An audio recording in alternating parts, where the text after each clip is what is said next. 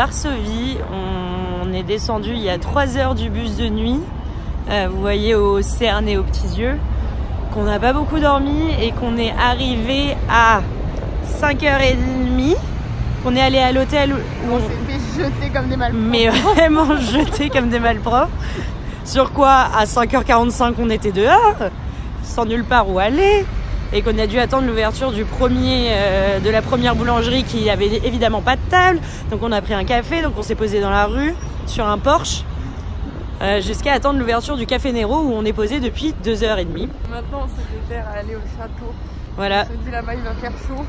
Peut-être. Comme on a le droit d'aller dans notre chambre qu'à 15h PM, bah du coup on va faire une petite visite avec l'énergie qui nous reste. Et après il sera même pas encore l'heure d'aller manger. Putain.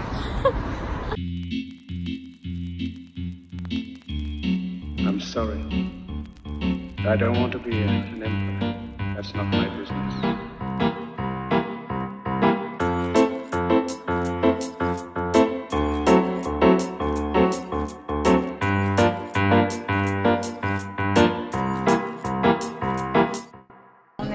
Château Royal de Varsovie, c'était sympa, c'était très beau et l'audioguide était assez bien même si parfois il se perdait un peu.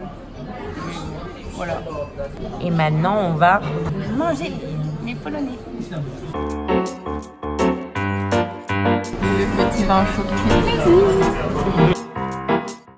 Hello. On n'a pas beaucoup vlogué aujourd'hui parce que on a dormi toute l'après-midi. Pour se remettre du bus de l'enfer. Voilà. Et là, on va à un cours de danse et miracle, on ne s'est pas perdu.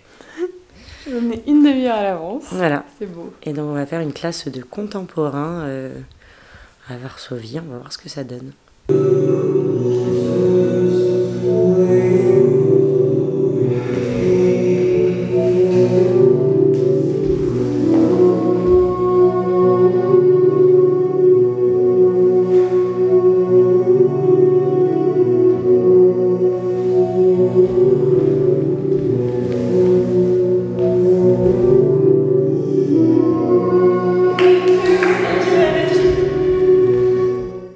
Jour 2 à Varsovie.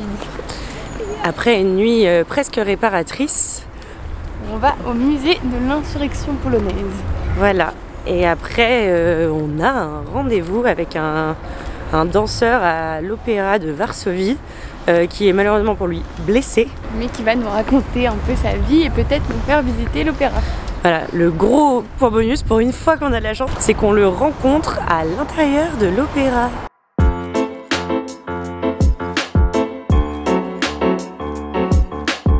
Après une visite fort intéressante au musée de l'insurrection, franchement bien documenté même si la chronologie est pas top. Ouais, mais c'est quand même trop bien. On recommande fortement. On se dirige donc vers l'opéra pour aller à notre rendez-vous et refaire un focus danse.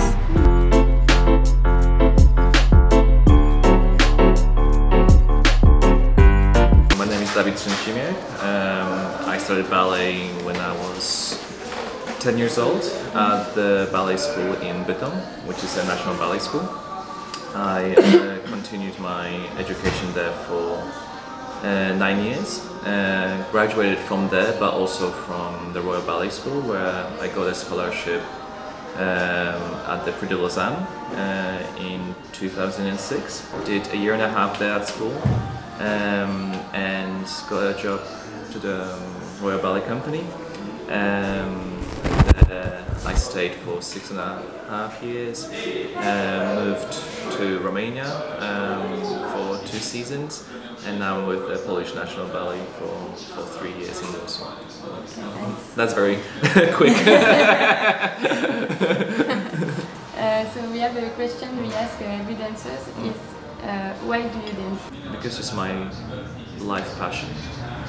It's something that I fell in love the moment I stepped through the doors of the ballet school. It wasn't planned. There were ballet teachers coming to all the primary normal schools to do an exam on the kids who probably have never heard of ballet before. So I'm laughing that ballet has chosen me. It wasn't the other way around. So I passed the exam, and actually the teachers from the ballet school came to my parents' house and asked them in person to send me to the ballet school. So at first they didn't really know much about ballet and if you can make a living out of it. So they left the decision with me. And decided that I'll try at least for 2 weeks and see if I like it or not. Also because ballet it's still unfortunately something strange for a boy to do, especially in a small town. Literally I was hooked the moment I went through the door. It was so different to the school I was going to, where there were hundreds of kids, and in the ballet school they go through such selection that there's not so many, and it was way more intimate than normal school, so I just fell in love. Can you tell us what is a professional dancer today or week? So in this company we actually work 5 days a week. In other companies I work with, it was 6 days a week. We start at 10 o'clock with a morning warm-up class. Here it only lasts for an hour. It's with live music with the pianist. Then we've got a short break, and then we start rehearsals, that will last up until 2 o'clock. Then we've got 1 hour break for lunch, and then another 3 hours from 3 till 6, and then we finish the day at 6. And if there is a performance, we finish rehearsals at 2 o'clock, and then we've got 5 hours until the performance, which starts at 7. I mean, every dancer has a different approach. I'd like to be here always an hour before the actual warm-up class starts, to warm up before a warm-up. I think that's also very difficult with this job, is that I don't like to call it a job. It's like this art form that you sometimes have a full day, sometimes even working during their lunch breaks because there's literally no time and you have to be ready. Or sometimes you just have the morning class and then have nothing else. On this very busy days, how to work that you don't actually kill yourself and are able to work the next day, or the days whenever you've got just class, actually motivate yourself to do something extra, some gym work or Pilates. But I think this is most likely the usual day of a dancer. Just maybe if you want to conclude and with something you will an advice you would give us that are not dancers, professional dancers. No, I think especially now that I'm injured, I think it's to remember to enjoy it. And I know it sounds silly, like I would roll my eyes when somebody would tell me that. When I was a young dancer, I was like, oh. And not to be discouraged as well if things don't go the way you thought they would.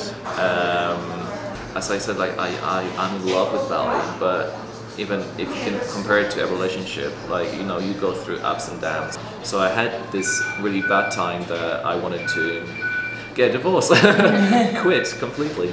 But I'm so happy I stuck with it and went through the doubtful times to experience something that was better than I could ever imagine. Après cette interview fort intéressante et fort enrichissante, on va à nouveau manger des burgers végé. C'est une ville très végé friendly, on adore.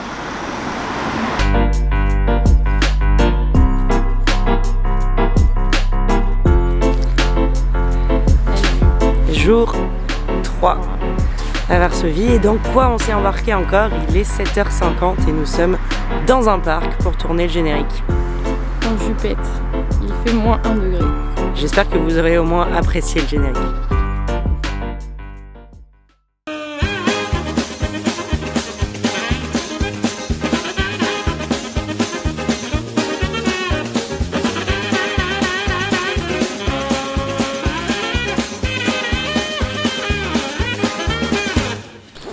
C'est une fin de tournage.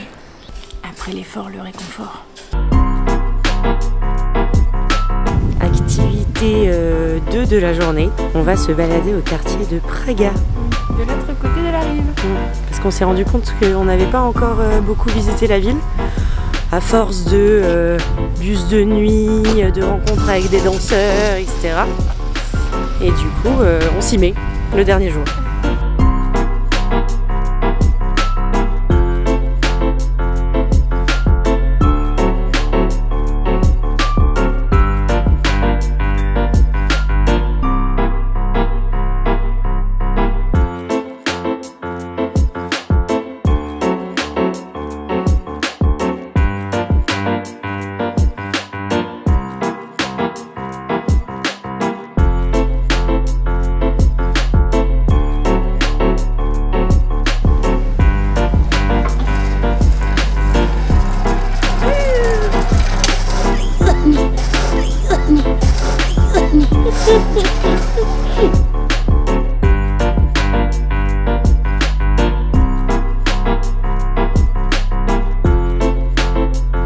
On a enfin trouvé un truc à manger en ce jour férié et on a trouvé un polonais.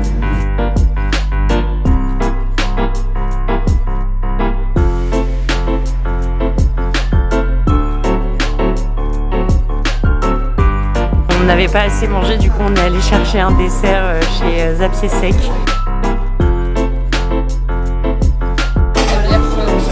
Attends, il fait pas le focus le con. Hein, et je vais tester la bière chaude en live. C'est bon.